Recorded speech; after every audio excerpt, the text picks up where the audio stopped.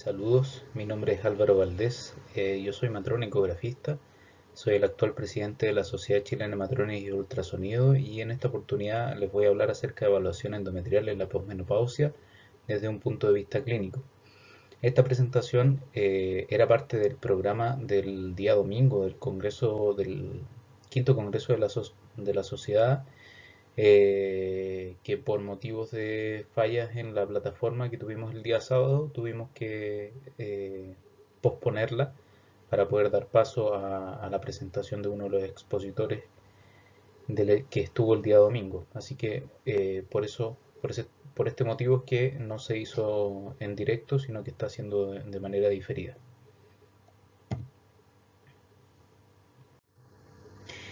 Bien, ¿cuáles son los objetivos de esta presentación? Principalmente describir el contexto epidemiológico de la evaluación endometrial en una mujer posmenopáusica, mostrar un endometrio normal en posmenopausia y señalar las causas más frecuentes de anormalidad, revisar la evidencia que hay respecto a cuáles son las medidas normales en una mujer posmenopáusica, el manejo en los casos en que excede la normalidad y las conclusiones.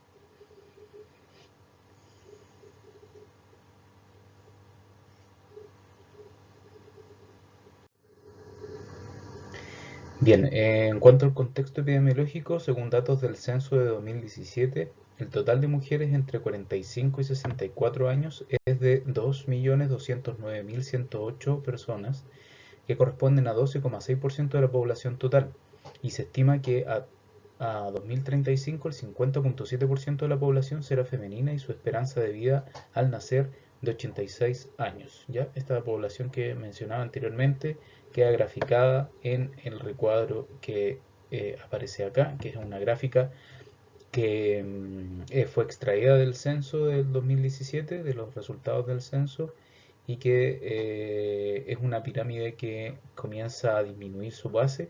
Eso significa que comienza a aumentar la cantidad de personas mayores de 45 años y a reducirse la población más joven. La cobertura del control del climaterio en el sistema público en el grupo de 45 a 64 años alcanza el 11,9%, cifra que sería conveniente aumentar, ya que el control de este grupo de edad es una gran oportunidad para fomentar la salud, realizando acciones de promoción, prevención, curación y rehabilitación. Bien, ¿y qué es un endometrio normal en la posmenopausia?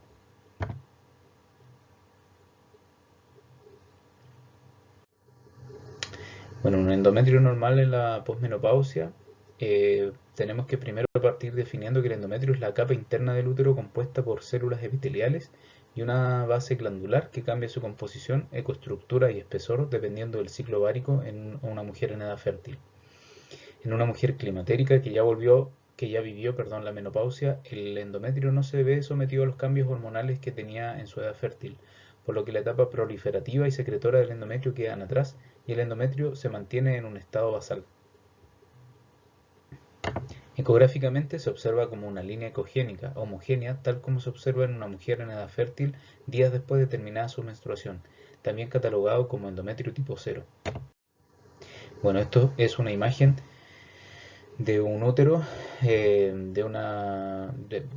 principalmente para poder graficar cuál es el aspecto endometrial, que es la zona central que se ve en la imagen, ¿cierto? Es un endometrio lineal, que no tiene mayor espesor, no debe superar el milímetro de espesor, y en realidad lo que corresponde a esta imagen ecogénica que se ve acá es la unión entre las capas epiteliales de la pared anterior y posterior que al juntarse aumentan la densidad y por eso se ve con una ecogenicidad mayor a la del miometrio y a la zona de unión endometrio-miometrial. Bien, ¿cuáles son las principales causas de aumento del grosor del endometrio? Bueno, primero tenemos los pólipos endometriales, luego las hiperplasias endometriales y por último, y el que presta para nosotros mayor interés, es el cáncer endometrial. Partamos por el pólipo endometrial. Los pólipos aparecen como áreas ecogénicas homogéneas más densas que el miometrio y los miomas centrales y bien delimitados. Es posible ver su número y tamaño pues pueden ser múltiples o formar una hiperplasia polipoidea. Si se aplica Doppler color, muestra una característica específica. Solo les llega un vaso sanguíneo, que es aquel que entra por su pedículo, conocido también como vaso nutricio. Bueno, en la imagen que vemos acá, a continuación, en el extremo superior izquierdo podemos ver un útero de una mujer claramente en edad fértil, no en la posmenopausia, porque es un endometrio con un estadio proliferativo, donde podemos encontrar esta imagen que tiene una ecogenicidad mucho mayor que el mismo endometrio y que el miometrio, ¿ya? Que está muy bien delimitado. Acá en la imagen inferior podemos ver cómo hacen la medición, se ponen los calipers y quedan las líneas que generan la medición y la delimitación de esta estructura, y al aplicar Doppler color vemos el vaso nutricio que fue mencionado anteriormente, que está indicado por la flecha de color blanco.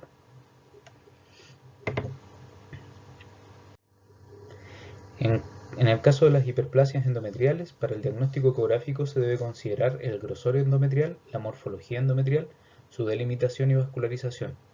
El grosor endometrial se acompaña de una morfología con imágenes quísticas muy características cuando se trata de una hiperplasia glandular quística, pero que no están presentes en la hiperplasia adenomatosa. Entonces, en la imagen que vemos acá, vemos un aumento del espesor endometrial, ¿cierto?, con vascularización muy escasa y con estas imágenes quísticas en su interior que nos indicarían que estamos frente a una hiperplasia glandular quística. Por su parte, la hiperplasia endometrial adenomatosa suele mostrar una ecodensidad homogénea intensa, aunque con un ultrasonido no es factible diferenciar la posible atipicidad ni entre benignidad y el adenocarcinoma, si bien estos últimos rara vez presentan los bordes bien delimitados. La delimitación entre endometrio y miometrio suele ser generalmente muy nítida y ayuda enormemente a determinar el diagnóstico. Entonces lo que nos proponen, o lo que vemos en la imagen, es que hay un aumento en el espesor, ¿cierto?, endometrial. Hay un aumento en la ecogenicidad del endometrio, como si fuese un endometrio tipo 3 en una mujer en edad fértil, pero lo más característico que tiene es que hay una buena delimitación de la zona de unión. Si se fijan acá, aquí se ve la zona de unión que está un poquito gruesa, ¿cierto? Eso es la porción basal, o que se encuentra entre el miometrio y el endometrio, y que no se ve interrumpida. En los casos de cáncer endometrial esto sí se puede ver interrumpido, ya que los bordes no están tan bien delimitados como en la hiperplasia endometrial adenomatosa.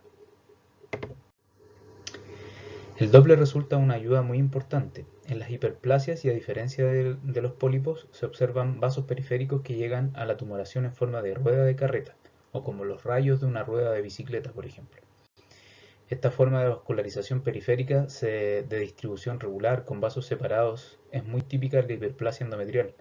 Aunque no se puede descartar un carcinoma, rara vez estos últimos muestran dicha vascularización, que suele ser muy densa por presentar neoangiogénesis. Entonces, en la imagen que les muestro a continuación podemos ver una hiperplasia, ¿cierto?, endometrial, probablemente glandular, quística. Por eso se ven estas imágenes anecoicas en su interior, y cuando aplicamos Doppler color, que en este caso se hizo con Power Doppler, la vascularización es de alguna manera concéntrica, ¿cierto?, como rayos de bicicleta que se van acercando hacia el centro. Lo mismo que muestra la ilustración que está a la izquierda de la pantalla. En cambio, en el caso del cáncer endometrial, usando también Power Doppler, hay una abundante vascularización, como se ve en las dos imágenes de la derecha, y como lo ilustra también acá la imagen, la imagen del lado izquierdo de la pantalla.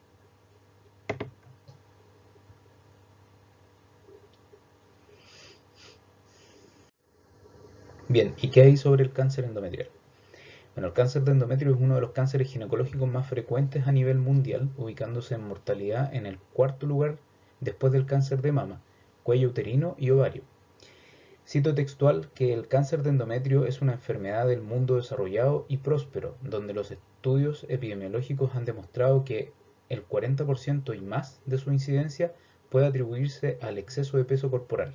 Esta es la principal causa que fue publicada en esta revista acerca de la epidemiología del cáncer, biomarcadores y prevención, en el estudio que sale mencionado en la imagen de la esquina superior izquierda, ¿cierto?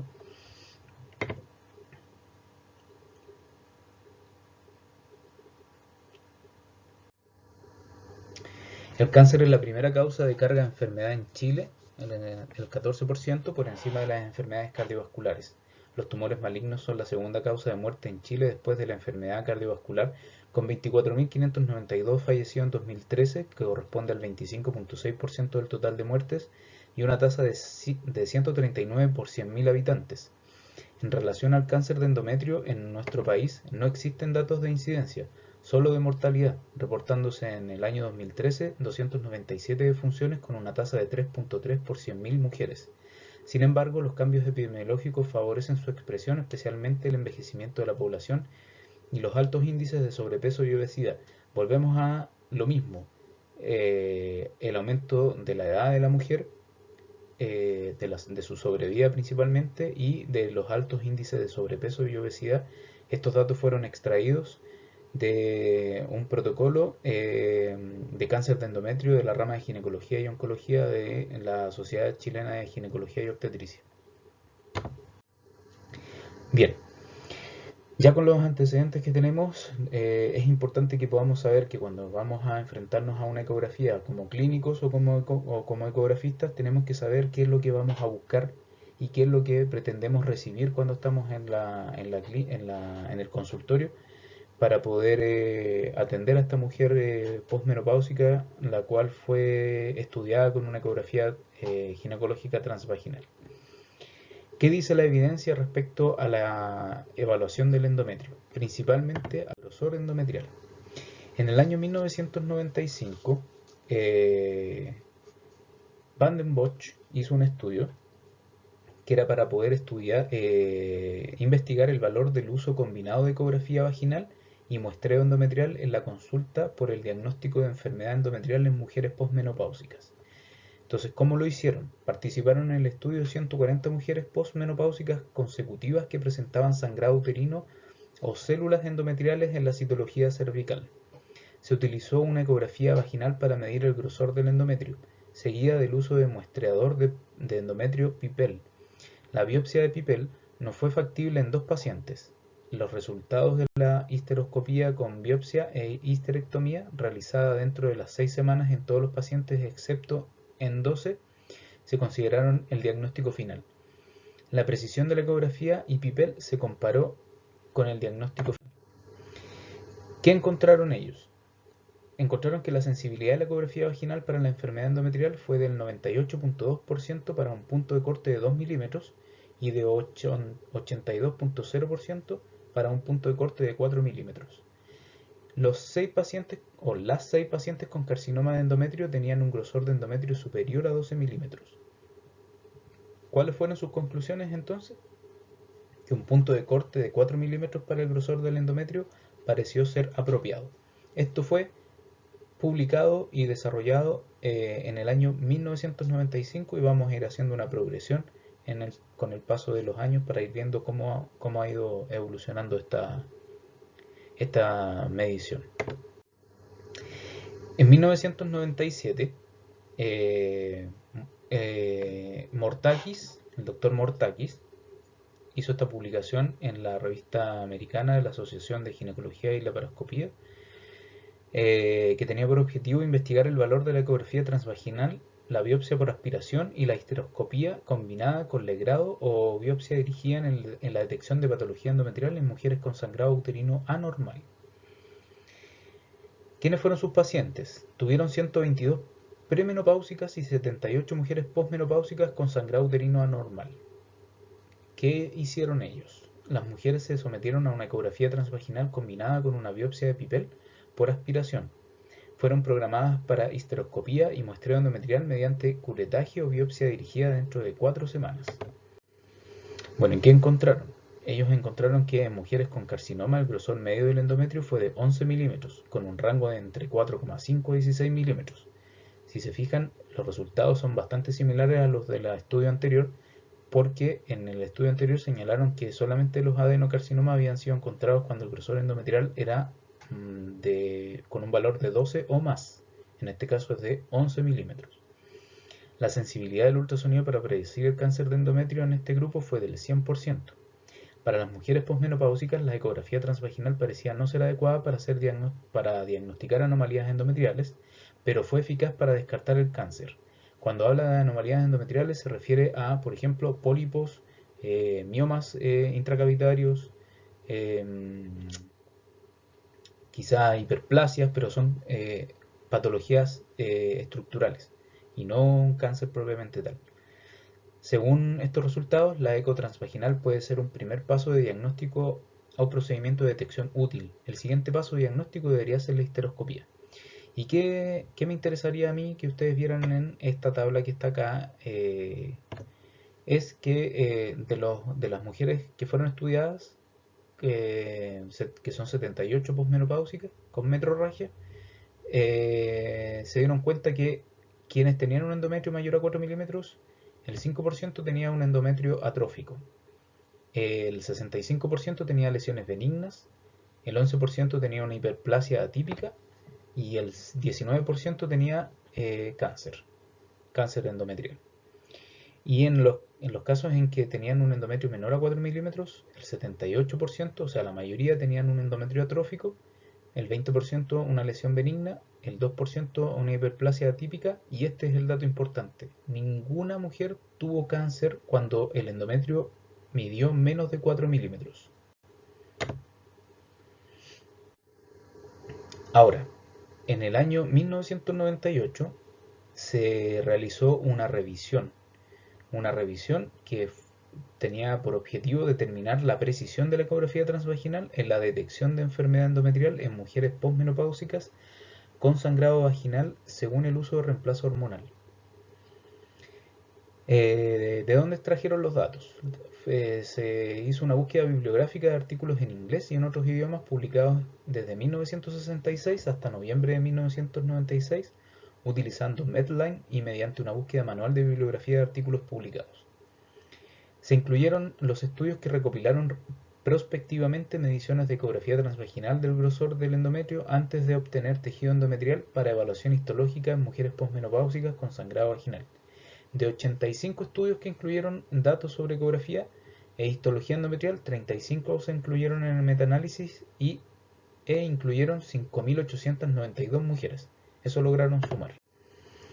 Estos son todos los estudios que se consideraron para poder hacer el metaanálisis o la revisión de los estudios que incluían el grosor endometrial dentro de su estudio y el análisis histológico de las células endometriales. Bien, ¿qué se encontró? Que la media para el grosor del endometrio fue de 4 milímetros para mujeres con hallazgo histológico normal, 10 milímetros para mujeres con pólipo endometrial, 14 milímetros para mujeres con hiperplasia endometrial y 20 milímetros para mujer con cáncer endometrial. De nuevo, volvemos a lo mismo. El primer estudio del año 95 decía que el cáncer había estado presente cuando el grosor endometrial era de 12 milímetros o más, el segundo que les presenté de 11 milímetros o más, y ahora en esta revisión se considera que con 20 milímetros o más una mujer puede tener un cáncer endometrial. Ahora, si consideramos como ellos en el estudio, que está marcado en color rojo acá, si consideramos un punto de corte de 5 milímetros, nos damos cuenta que para enfermedad endometrial, que puede ser pólipo, mioma, hiperplasia, la sensibilidad del test, que en este caso es la ecografía transvaginal, es del 92% y la especificidad del 81%. Ahora, cuando ocupamos el mismo punto de corte para cáncer endometrial, nos damos cuenta que la sensibilidad aumenta, llegando al 96%, y la especificidad es, la verdad es que aceptable, con un 61%. Si Analizamos esta tabla y consideramos un punto de corte de 4 milímetros. Nos damos cuenta que la sensibilidad para enfermedad endometrial disminuye un 1% y disminuye considerablemente la especificidad cuando consideramos 4 milímetros como punto de corte. Para cáncer endometrial, en cambio, la sensibilidad es bastante similar cuando tenemos un punto de corte de 4 milímetros con respecto a los 5 milímetros, y la especificidad disminuye ligeramente en relación al punto de corte de 5 milímetros. Ahora, si nos basamos en que el grosor endometrial es mayor para un cáncer endometrial, nos damos cuenta de que sí se correlaciona, porque para enfermedad endometrial, si consideramos un punto de corte de 8 milímetros, la sensibilidad disminuye a un 95% y la especificidad a un 80%. Aumenta la especificidad pero disminuye la sensibilidad. Y para el cáncer endometrial la sensibilidad aumenta y la especificidad se mantiene bastante similar. Entonces, si vamos a ir en búsqueda de un cáncer endometrial, tener un punto de corte un poco más alto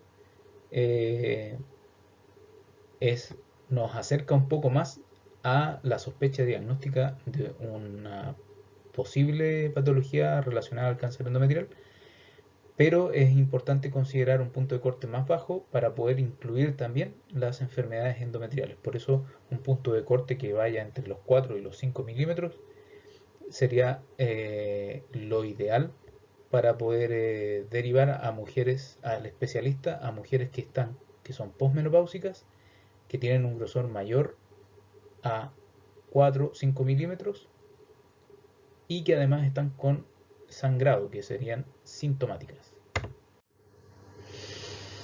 ¿Qué más encontraron? Que en mujeres posmenopáusicas que usaban terapia de reemplazo hormonal, la sensibilidad no varió. Sin embargo, la cantidad de mujeres con histología normal que tuvieron un resultado de ecografía transvaginal anormal varió según el uso de reemplazo hormonal. En mujeres que no estaban usando terapia de reemplazo hormonal, el 8% con hallazgos histológicos normales tuvieron un resultado de ecografía transvaginal anormal, es decir, una especificidad del 92%. Mientras que 1.544 mujeres, o sea el 23% que utilizaron terapia de reemplazo hormonal, tuvieron un resultado de ecografía transvaginal anormal, es decir, una especificidad del 77%.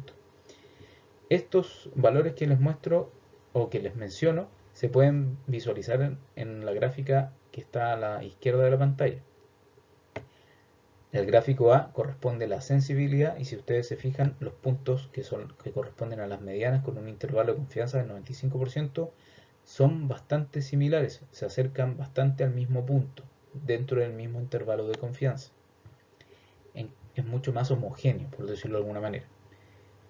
En cambio, en el gráfico B, los puntos son más heterogéneos, se alejan mucho más del punto o del intervalo de confianza, y esto corresponde a la especificidad. O sea, su sensibilidad, la sensibilidad del grosor endometrial en mujeres con o sin terapia de reemplazo hormonal es similar, pero la especificidad varía, ¿ya? Entonces tenemos muchos más falsos positivos en el caso de las mujeres que usan terapia de reemplazo hormonal. Respecto al riesgo, para una mujer posmenopáusica con sangrado vaginal con una probabilidad del 10% antes de la prueba de tener cáncer de endometrio, su probabilidad de cáncer es del 1% después de un resultado normal de ecografía transvaginal. Eso es muy significativo.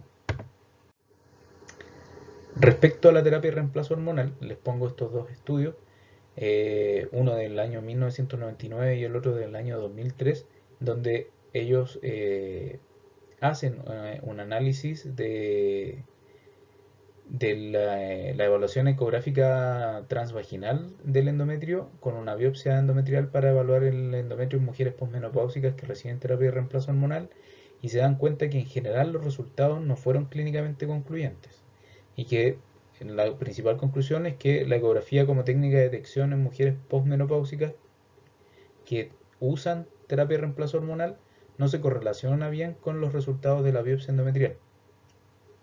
que tiene relación también con el hecho de que tiene una baja especificidad.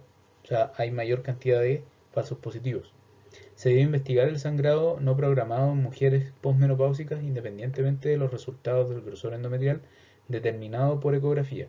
Pueden encontrarse anomalías con un grosor endometrial menor a 4 milímetros, con o sin terapia de reemplazo hormonal e incluso sin sangrado.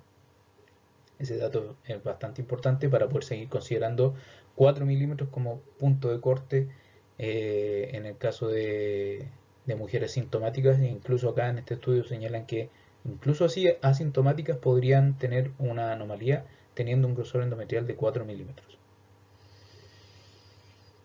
En el estudio del 2003 se evaluó el endometrio con ecografía transvaginal durante la terapia de reemplazo hormonal, que fue un estudio multicéntrico prospectivo, y concluyeron que el grosor del endometrio ecográfico de 4,5 milímetros proporciona una herramienta sensible para seleccionar pacientes con terapia de reemplazo hormonal que podrían beneficiarse de la histeroscopía y la biopsia. El sangrado anormal no es un signo sensible de hiperplasia en pacientes con endometrio grueso. Bien, volvemos a lo mismo, la especificidad es más baja, hay mayor cantidad de falsos positivos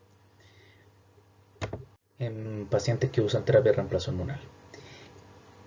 Eso en relación a los pacientes con terapia de reemplazo hormonal. Y acá muestro las conclusiones de la revisión que estábamos estudiando antes del año 1998. ¿Cuáles son las conclusiones entonces? Que la ecografía endovaginal tiene una alta sensibilidad para detectar el cáncer de endometrio y otras enfermedades del endometrio y puede identificar de manera confiable a las mujeres posmenopáusicas con sangrado vaginal, que es muy poco probable que tengan una enfermedad endometrial significativa, por lo que el muestreo endometrial puede ser innecesario.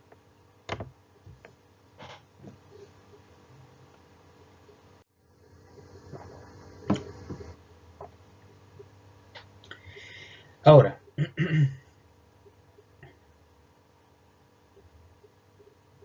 ¿qué hay de las mujeres posmenopáusicas pero que no presentan un sangrado vaginal? En base a eso y a esta pregunta, esta inquietud, en el año 2003 se realizó esta publicación que tenía por objetivo evaluar el sangrado posmenopáusico y la medición ecográfica transvaginal del grosor del endometrio como predictor de cáncer de endometrio y hiperplasia atípica en mujeres cuyos casos fueron seguidos durante más de 10 años después de la remisión del sangrado posmenopáusico. ¿Cuáles fueron los resultados? Que 39 de las 339 mujeres, o sea el 11,5%, tenían cáncer de endometrio y 5 mujeres, o el 1,5%, tenían hiperplasia atípica. No se diagnosticó cáncer de endometrio en mujeres con hemorragia posmenopáusica recurrente que tenían un grosor endometrial de menos o de 4 milímetros en la exploración inicial. El riesgo relativo de desarrollar cáncer de endometrio en mujeres con un grosor endometrial de 4 milímetros fue de 44,5 en comparación con mujeres con un grosor endometrial menor a 4 milímetros. La fiabilidad del grosor del endometrio, valor de corte menor o igual a 4 milímetros como prueba de diagnóstico para cáncer de endometrio, se evaluó con 100% de sensibilidad, 60% de especificidad, 25% de valor predictivo positivo y 100% de valor predictivo negativo. Perdón, lo que les mencioné anteriormente era para poder volver hacia el punto o ratificar el punto de que el punto de corte son los 4 milímetros. Ahora, ¿qué hay sobre el grosor endometrial en mujeres posmenopáusicas asintomáticas? Que era lo que yo les quería contar. Bien, este estudio del año 2004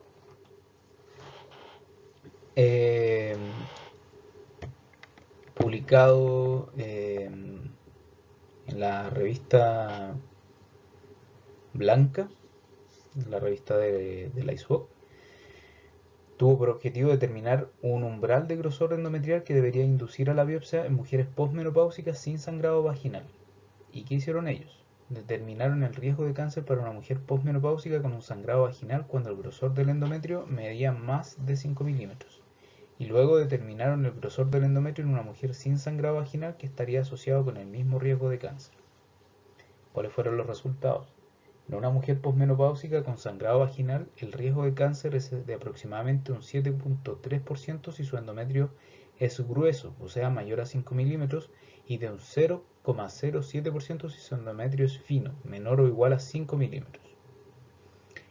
En aquellas mujeres posmenopáusicas sin hemorragia vaginal, el riesgo de cáncer aproximadamente es de 6,7% si el endometrio es grueso, mayor a 11 milímetros, y del 0,002% si el endometrio es delgado, menor o igual a 11 milímetros.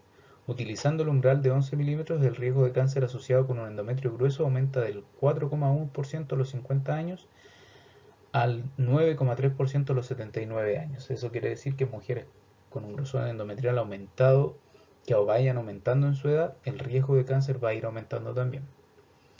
¿Cuáles fueron las conclusiones de este estudio? Que en una mujer posmenopáusica sin sangrado vaginal, si el endometrio mide más de 11 milímetros, se debe considerar una biopsia, ya que el riesgo de cáncer es de 6,7%, mientras que si el endometrio mide menos de 11 milímetros, no es necesario una biopsia, ya que el riesgo de cáncer es extremadamente bajo. Ahora, ¿cómo se hace una caracterización endometrial por ultrasonido? En realidad no es cómo se hace, sino que cuál es la propuesta para poder hacer esta caracterización. En el año 2010 se hizo esta publicación también en la revista Blanca, que tiene por objetivo definir términos, definiciones y mediciones para describir ecográficamente las características del endometrio y lesiones intrauterinas, que fue un consenso de opinión del Grupo Internacional de Análisis Endometrial, eh, que se denomina IETA por sus siglas en inglés, y que sorpresivamente para mí, porque yo había revisado este artículo pero no me había percatado, el doctor Waldo Sepúlveda fue uno de sus autores. Bueno, ¿y qué señalan ellos? La declaración de IETA es una declaración de consenso sobre términos, definiciones y medidas que se pueden utilizar para describir las características ecográficas del endometrio y la cavidad uterina en la ecografía en escala de grises, imágenes de flujo de color y sonohisterografía. Se desconoce la relación entre las características ecográficas descritas y la presencia o ausencia de patologías. Sin embargo, los términos y definiciones de IETA pueden formar la base de estudios prospectivos para predecir el riesgo de diferentes patologías endometriales en función de su apariencia ecográfica. Para la caracterización ecográfica endometrial, el grupo IETA contempló las siguientes características: la homogeneidad del endometrio, delimitación endometrial e invasión del miometrio, es decir, el aspecto de la zona de unión, presencia de líquido o contenido serohemático en la cavidad, tamaño del útero y Doppler color o Doppler de poder. Esto se los menciono, les invito a que lo puedan buscar. Está de acceso libre y es muy interesante que lo puedan revisar porque salen ilustraciones e imágenes, que fueron algunas imágenes que les mostré anteriormente, para que tengan la noción de cómo debiese hacerse el análisis de la cavidad uterina y principalmente del endometrio. Ahora, ¿qué hago ante un resultado patológico? Bueno, la propuesta de las orientaciones técnicas para la atención integral de la mujer en edad del climaterio en el nivel primario de la Red de Salud Pública, que fue publicada en el año 2014, señala que en caso de un engrosamiento endometrial asintomático como hallazgo de ecografía en la posmenopausia, dice que las usuarias de progestina cíclica deben realizar el examen ultrasonográfico después del flujo por descamación endometrial, y en cambio cuando reciben progestina continua el ultrasonido puede ser realizado en cualquier momento. La biopsia endometrial con o sin histeroscopía está indicada ante el hallazgo no esperado de un endometrio de más de 5 milímetros de espesor con una ecografía de suficiente resolución o en caso de aparecer sangrado uterino anormal. Y también ellos proponen que en el caso de haber un sangrado moderado o escaso, la ecografía transvaginal postmenstrual la ecografía se debe hacer en la etapa postmenstrual, en la fase folicular precoz o después de la progestina. Si el grosor endometrial es mayor o igual a 5, hay que referir al nivel secundario. En el caso de grosor endometrial menor a 5, hay que dar anticonceptivo oral combinado cíclico de 21 días por 3 meses, y si no mejora en 3 meses según disponibilidad, hay que referir al nivel secundario. Con patología orgánica, eso quiere decir hiperplasia, pólipo, hipotiroidismo, adenomiosis, etc. Tratamiento específico de acuerdo a la causa en el nivel secundario. Es decir, en cualquier caso de que el endometrio sea mayor a 5 milímetros, que está engrosado, para una mujer posmenopáusica, ha de ser derivada a nivel secundario para su diagnóstico, su confirmación diagnóstica y tratamiento. En el caso de mujer con sangrado genital anómalo en la posmenopausia, señalan que todo sangrado que presenta inestabilidad hemodinámica debe ser derivado al servicio de urgencia con prontitud.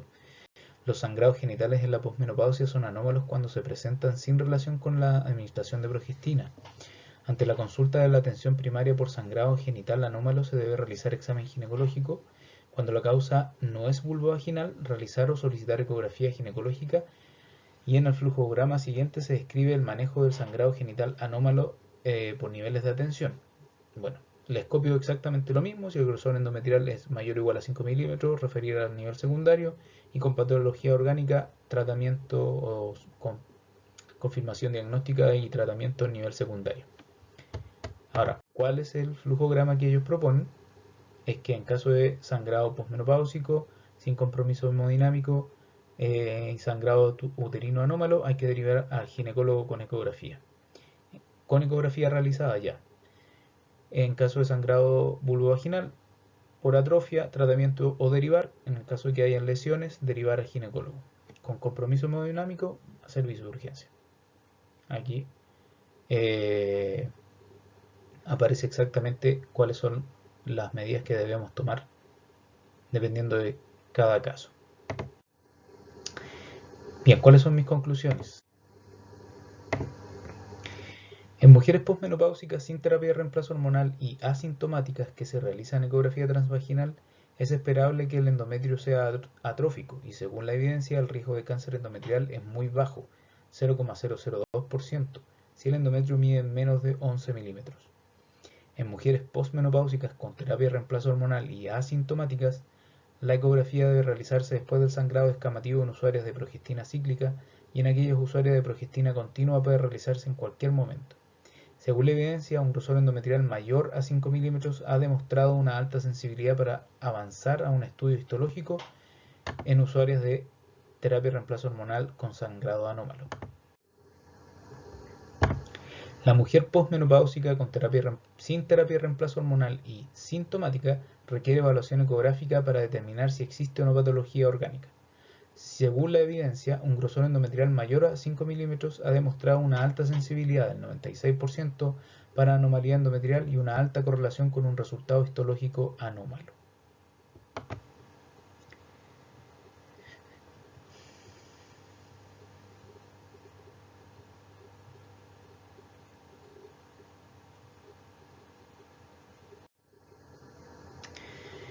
Bien, les agradezco por el tiempo, por darse el tiempo de poder visualizar esta presentación. Lamentablemente no podemos hacer preguntas y respuestas de forma directa. Sin embargo, en la presentación les dejo mi correo. Ese es mi correo electrónico. Ups, vamos a borrar ahí. Les dejo aquí mi correo electrónico. Bueno, ya se dieron cuenta que está acá. Para que me puedan escribir en caso de que tengan alguna duda, consulta, que yo pueda ayudar a poder responder. Muchas gracias. Quiero a través de esta presentación también dar las gracias por su participación, pedir las disculpas correspondientes por los problemas técnicos que tuvimos el día sábado, pero eso es lo que pasa cuando le entregamos todo el poder a la tecnología. No podemos manejarlo. Hay cosas que sobrepasan nuestras capacidades y salen de nuestras manos. Que estén muy bien, muchas gracias, y espero que nos podamos ver pronto en un congreso presencial y que todos estén bien de salud.